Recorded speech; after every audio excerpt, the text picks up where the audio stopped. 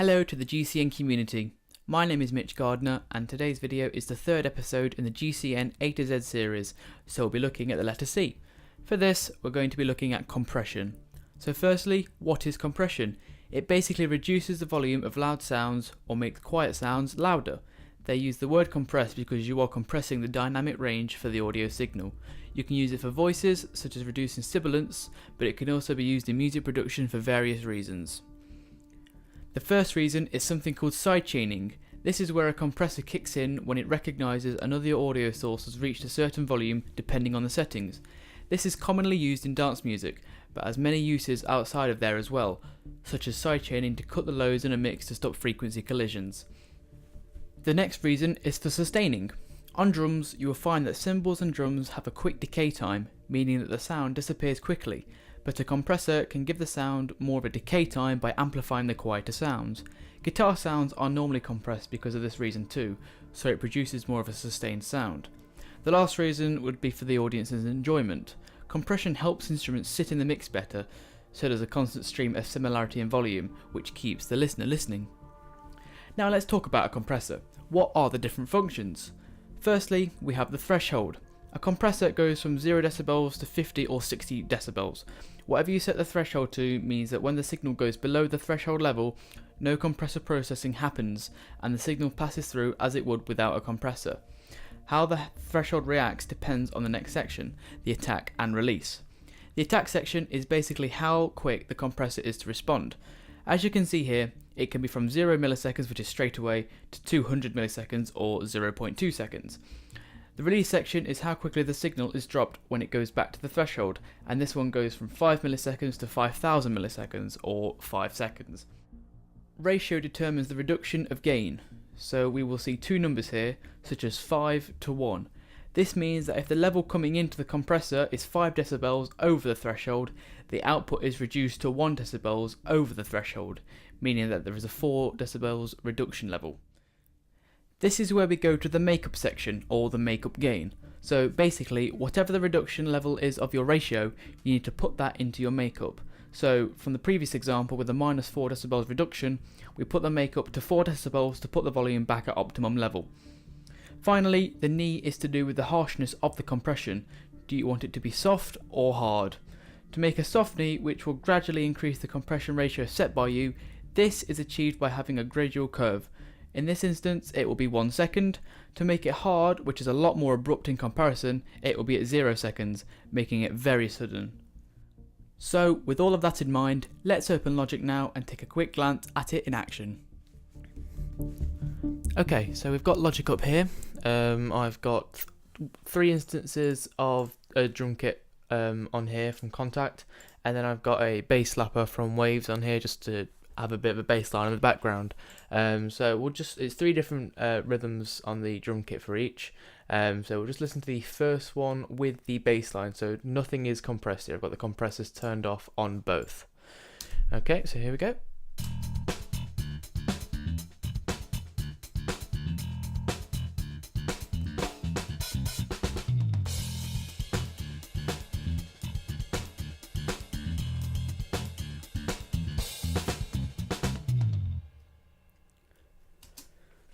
So not too bad, decent rhythm on the drums and then decent bass line as well. I just put that one in myself, just a bit of a funk style going on there. All I've got going on the drum kit is just a bit of a bass drum thing to get the bass drum coming out a bit more. So if we turn the compressor on, then have a look where we're going. So I'm just using the built-in compressor for Logic, using the Vintage Opto version. So going from what we've just learned for these 6 different knobs here. One thing I will mention as well is I always turn the auto gain off, so I've got full control over the makeup here, and then turn the auto off for the release as well. So we've got the threshold at minus 26.5, the ratio at 5 to 1, and the makeup at 4. Again, the ratio is 5 to 1 there, so we put it at 4 because that's the difference, 5 minus 1 basically. I've got the knee quite in between soft and hard, 0.7, a little on the soft side. Just because it's obviously a drum kit, so if it did it straight away, it'd sound like it's going to be compressed. If it's too late, then it's going to sound awful, really. A quick attack because obviously it's drum kit again, so it needs that bite, it needs that attack, and then a very quick release time as well, just for the same reason, because it needs to work onto the different parts of the kit. But I'll show you with the VU meter, the volume unit meter in front of us, the big yellow thingy, and what it does differently with each movement of the knob. So here we go. So I'll just solo the drum kit now, so you get to hear it on its own. I'll get that on a loop. So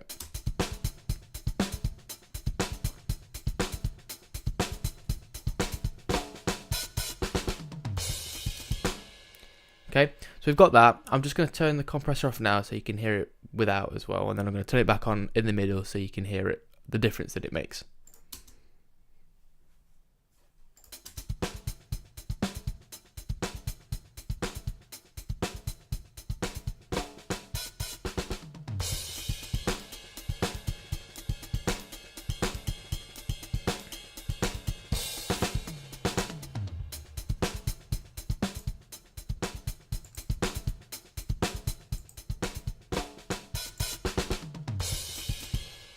So I can hear a lot more life going on in there, so it just gives it that extra bit. Again, like I mentioned about the drums and the cymbals, because their decay time is so quick, it sometimes needs it just to fill out the gap in the mix, and so it can still be heard, and so the listener is still engaged.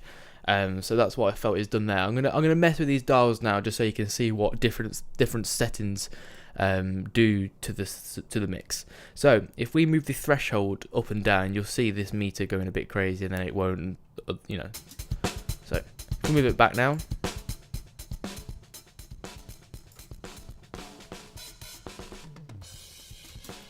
obviously that's very exaggerated, but you can hear what the compressor is doing to the drums. It's about finding that line really, because if I do it the other way, obviously it's not going to do anything now, is it? But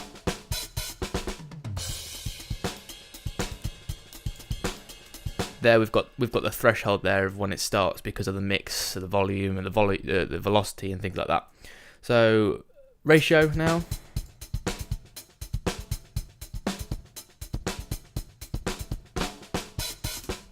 It's always going to be the same thing, but obviously because I've not changed the makeup, it's going to sound a little different between 1 and 30. But you can hear again, it's too compressed over there. So if you have it about in the middle, then we've got a nice medium in there. So a hard and soft knee, so we've got 0.7.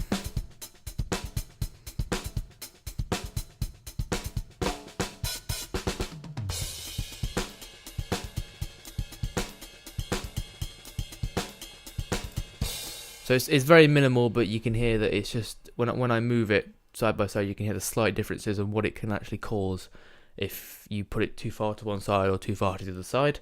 And then the attack and release I'll do together. See that the compressor just doesn't work because it's taken too long to kick in. But it can't come in straight away because obviously it's going to go a bit too mad. So just a little bit, 5 milliseconds is fine, and then release.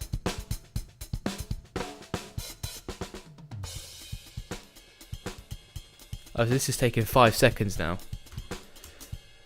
So it's taking 5 seconds to decay off, which, so you can see the dial's not moving as crazily as it was when the attack was going a bit all over the place as well. Excuse me. So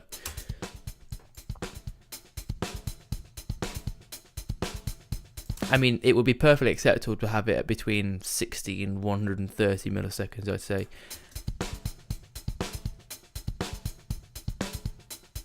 Because that's on the cusp, that's on the border. You can start to hear that it's being compressed now. So if we just put it down.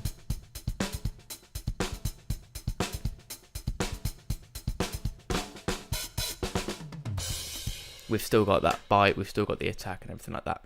So I'm just going to not move to the bass line just yet. I'm going to move to this next drum rhythm. So we've got a different style here. So the first one was sort of quite funk style. So this one now, if we just listen to it uncompressed.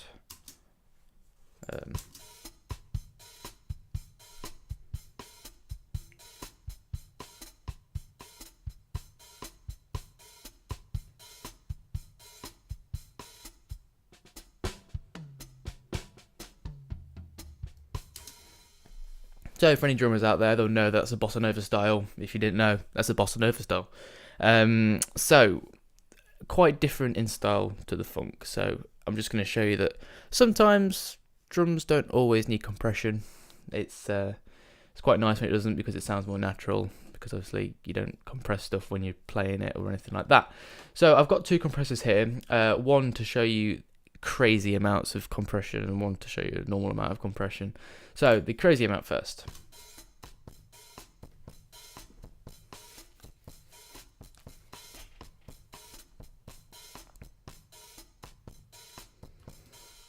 I don't think you need to play any more of that. You can sort of hear what's going on there. So if we look at the settings there, threshold high, ratio high, makeup at half, very short release, short attack, and then quite a hard knee.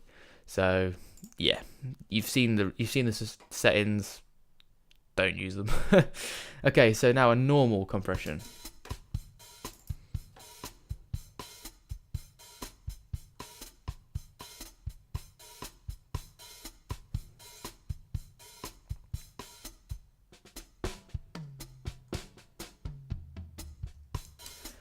Notice how it only kicks in when the higher, well, the louder dynamic drums kick in, because for the threshold, because it's quite quiet in comparison. You know, the velocities aren't as loud and things like that. We don't need to have as much as compression, because it just needs to flow naturally. Because any more, and we'll just end up making it sound compressed. You can hear the dynamic difference there. It's just too much. And now if you go to take it there, the compressor's not even working at all, so it's just fine on that final line.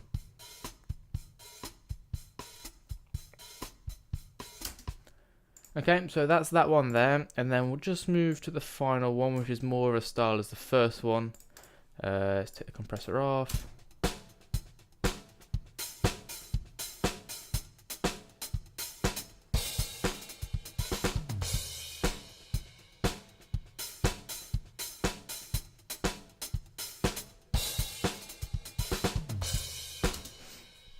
So pretty disco style rhythm.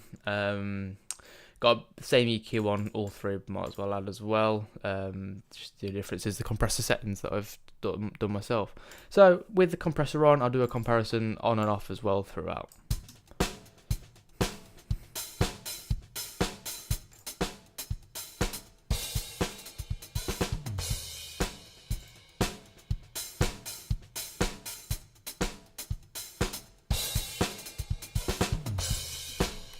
You can hear the compressor just giving the drums life. They already have life without the compressor, but just that extra bit you didn't think you needed, it just gives it, because it does need it when you don't realise.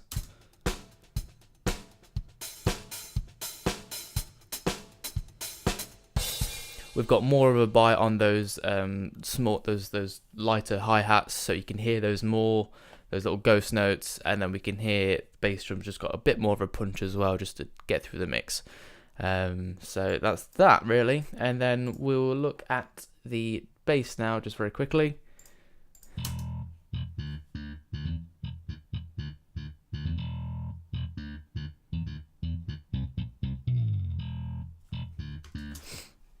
Very easy bass line, just octave and then a seventh. So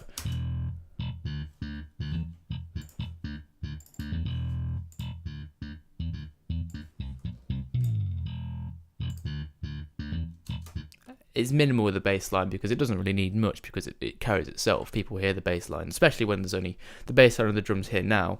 But again, I'll tweak the settings and you can hear what it does.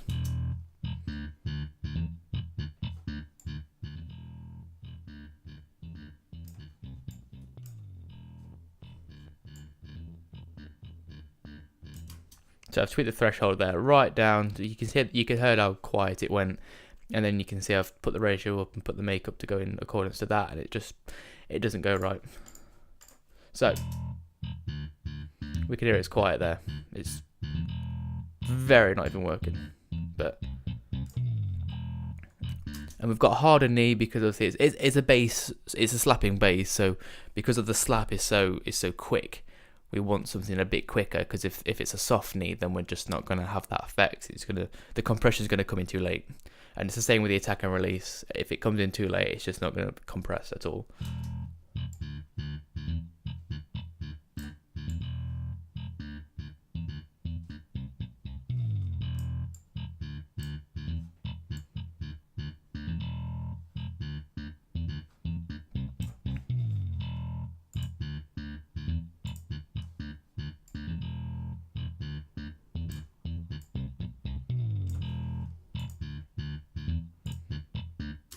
See, it's very minimal for the bass line, but you can hear that it doesn't need much anyway. I think it sounds perfectly fine without, but again, it always depends on the mix. That's the thing with compression. I can't tell you to always set the need to a particular thing. I can't always tell you to set the threshold. It always depends on the mix, always depends on the instruments, and always depends on the orchestration and instrumentation as well. So if we just hear it with the compression on and then with off as well on the start bits.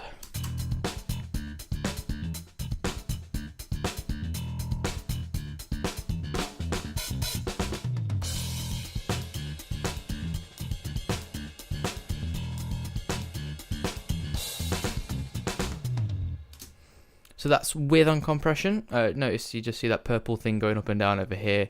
That was the compression kicking in, so you can see how much it's using there. So let's just turn the compression off on both and then just hear it without.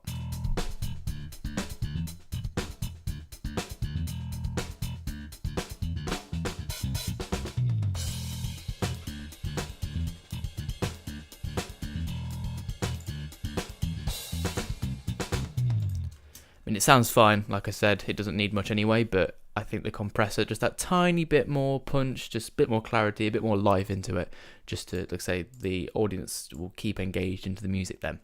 And now we'll go into the samba and bossa nova.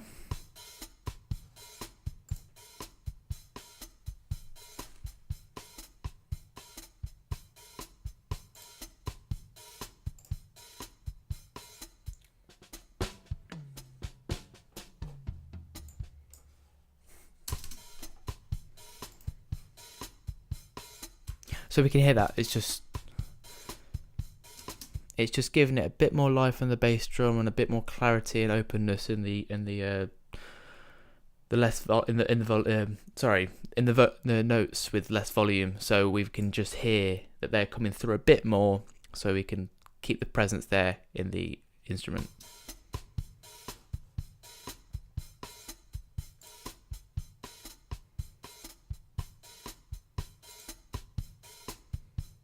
Yeah, the bass drum's a lot tighter. It just flows a lot better. And then we'll just go to the final one. We'll start without compression.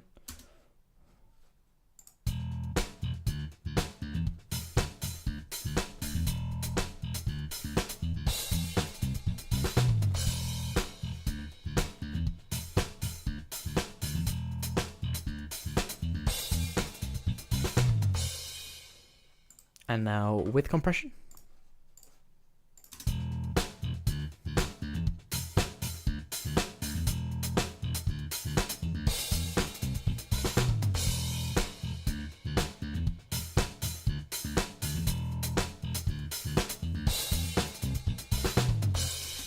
It's just the little things with this mix here, because it doesn't need much at all, because they sound great, but again, it's just we've not really put any more instruments with them here. It's just an example. But it's worth noting as well, if you were to mix drums properly, you'd have a separate channel for each individual microphone, each individual instrument part of the drum kit, really. Some people have hi-hat 1, hi-hat 2, and then a snare drum channel, and then a bass drum channel, maybe 2 bass drum channels, 1 for each tom, 1 for each cymbal. But you'd hear the bleed, because if it was a live drum kit, you'd hear the bleed coming through as well. But you can always set it up like that, especially with drum kit libraries and Contact and Metropolis and things like that.